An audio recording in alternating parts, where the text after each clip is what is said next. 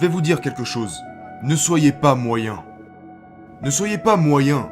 Les gens moyens gagnent une certaine somme d'argent chaque mois. Les gens moyens vivent un certain style de vie. Et je ne suis pas en train de manquer de respect à la moyenne. Je dis juste que, si vous avez le choix, ne soyez pas moyen parce que, dans la vie, quand vous lancez les dés, le pire scénario serait d'atterrir dans la moyenne. Donc faites quelque chose parce que, si vous ne tentez rien, vous finirez dans la moyenne. Écoutez-moi très attentivement. Arrêtez de blâmer les autres. C'est bon maintenant, je veux plus entendre ça. Je veux plus entendre « Ouais, mais c'est à cause de mon prof. Ma mère n'a pas fait ceci, mon père n'a pas fait cela. » Stop! Si c'est votre vie, vous devez en prendre la pleine responsabilité. C'est votre vie. Je veux plus entendre d'excuses ici. Ouais, ils savent que j'essaie de perdre du poids, mais ils ont quand même préparé du poulet frit et des macaronis au fromage. Eh bah lève-toi et sors de table avant que le repas commence. Emporte du céleri avec toi quand tu vas chez les autres. Vous vous créez des excuses. C'est pour ça que vous êtes pauvre. Vous vous créez des excuses, donc vous n'avancez pas. Parce qu'il est plus facile de rejeter la faute sur les autres que de se regarder dans le miroir et de se dire « c'est ma faute ». C'est facile de dire que ta mère t'a maltraité. Et devine quoi? Tu as raison. Mais tu n'as plus 8 ans maintenant. Tu as raison, ta mère t'a maltraité. Ton père t'a laissé tomber. C'est vrai. Mais tu avais 8 ans. T'as 28 ans maintenant. T'as 18 ans maintenant. Passe à autre chose. C'est ta vie. Alors prends tes responsabilités et fais-en quelque chose. Oui, tu as grandi du mauvais côté de la ville. Oui, tu es né dans une famille pauvre. Oui, tu n'as pas eu les choses que tu voulais. Oui, tu n'as pas pu aller à la bonne école pour te préparer aux grandes universités. Oui, pour quoi que ce soit. Oui, c'est vrai. Mais quand est-ce que tu vas te reprendre en main? Ce que tu penses être une malédiction devient une malédiction quand tu blâmes les autres. Mais ce que tu penses être une malédiction quand tu en prends la responsabilité devient une bénédiction.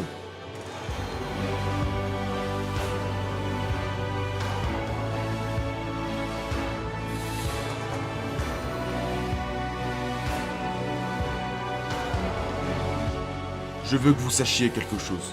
Plus votre rêve est grand, plus il sera difficile de le réaliser. La chance, c'est pour les lutins. Et vous en êtes pas un.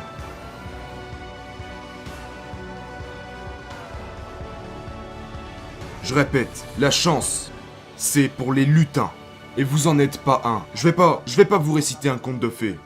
Mais ce que je veux vous dire, c'est que si vous êtes prêt à passer en mode bestial, vous pourrez avoir tout ce que vous voulez. J'en suis la preuve vivante. Vous pouvez partir de zéro. Vous connaissez mon histoire. Ma mère était une adolescente. Ma grand-mère a eu 14 enfants. De zéro. Une maison, 2 chambres, une salle de bain. Ma mère s'est fait expulser parce qu'elle est partie de zéro. Quand je suis allé au lycée, j'étais en décrochage scolaire. J'étais un sans-abri. Ça m'a pris 12 ans pour obtenir un diplôme qui aurait dû me prendre 4 ans. À l'université, je suis parti de zéro.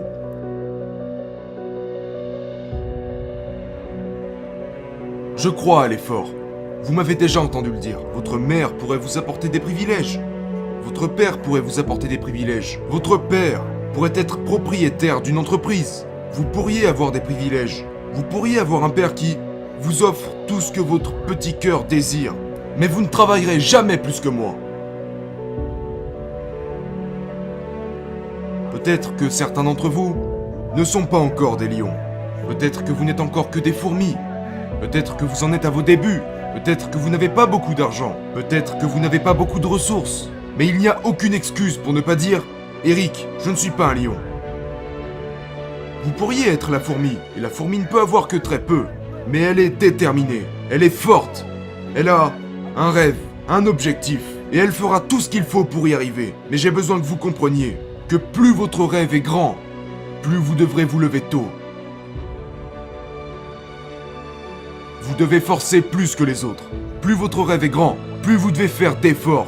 Et pour ceux d'entre vous qui ont levé la main et qui se donnent à 70%, vous ne le verrez jamais. Vous ne réaliserez pas vos rêves.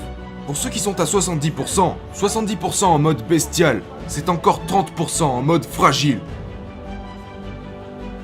Je veux que tu réfléchisses à tes objectifs. Je veux que tu travailles pour. Je veux que tu les intériorises. Écoute ce que j'ai à te dire. Je te demande de rêver ton rêve.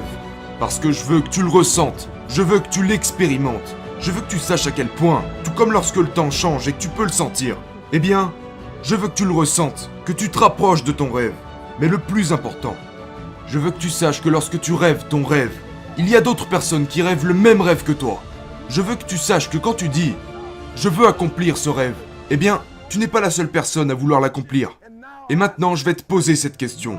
Qu'est-ce que tu fais quand tu sais que des milliers d'autres personnes veulent exactement la même chose que toi? Qu'est-ce que tu fais quand tu n'es pas le seul à vouloir gagner $1 million par année? Tu n'es pas le seul à vouloir être président. Tu n'es pas le seul à vouloir devenir PDG. Comment fais-tu lorsque tu n'es pas le seul à vouloir ce que tu veux? Comment fais-tu s'il y a des milliers d'autres personnes à vouloir ce que tu veux? Eh bien, tu dois plus travailler qu'ils ne le pourront jamais. Tu dois en apprendre plus qu'eux. Tu dois te lever plus tôt et te coucher plus tard. Il faut exécuter et les dépasser. Tu dois passer de 70% à 120%. Parce que plus le rêve est grand, plus il est difficile à atteindre. Écoutez-moi très attentivement. Vous fuyez les obstacles, alors que c'est ces mêmes obstacles qui vont vous faire passer au niveau supérieur. Vous fuyez la douleur, vous fuyez les challenges. Et après vous me dites que la vie est dure. Est-ce que vous allez comprendre que c'est la difficulté qui vous prépare à atteindre les sommets? Pourquoi vous n'arrêtez pas de pleurer? Pourquoi moi? J'arrive pas à comprendre. Pourquoi j'ai un cancer? Pourquoi ma mère est morte? Pourquoi je me suis fait virer? Mais quand est-ce que vous comprendrez? Écoutez, ça vous est arrivé parce que c'est la tension qui mène à la grandeur. Arrêtez de fuir les épreuves et allez les chercher. Écoutez-moi très sérieusement. La raison pour laquelle vous faites ce que vous faites est bien plus importante que ce que vous faites.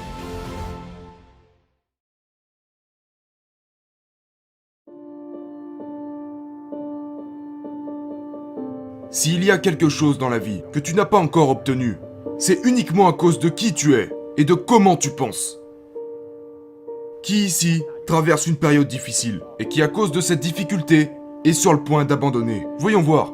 Levez la main. Qui est prêt à abandonner? Qui est en train de se dire « Il m'est arrivé quelque chose et je vais arrêter, je suis prêt à abandonner ».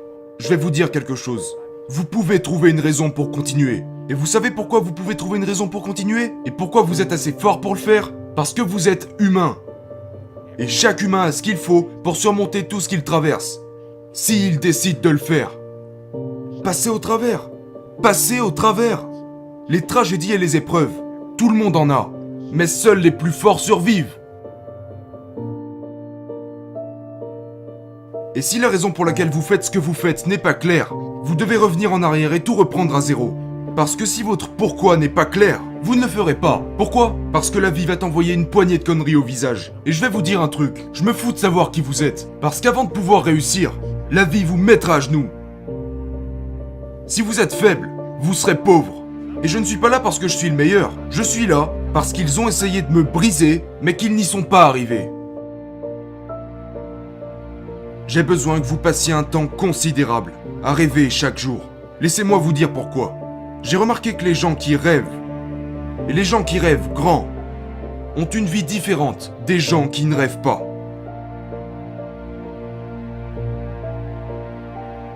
Ne vous sabotez pas avec la peur.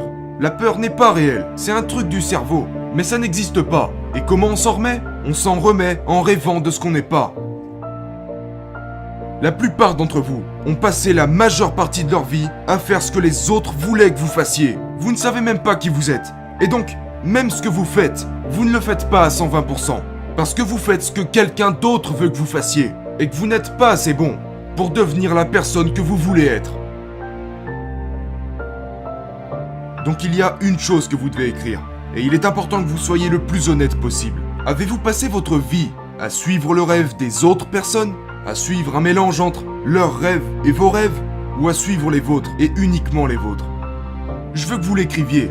Vous devez le faire parce que si je peux faire en sorte que vous réalisiez combien d'énergie vous investissez pour les autres et pour le rêve des autres, ça pourrait déclencher quelque chose en vous et vous amener à faire ce pourquoi vous êtes né, à faire ce pourquoi vous avez été créé.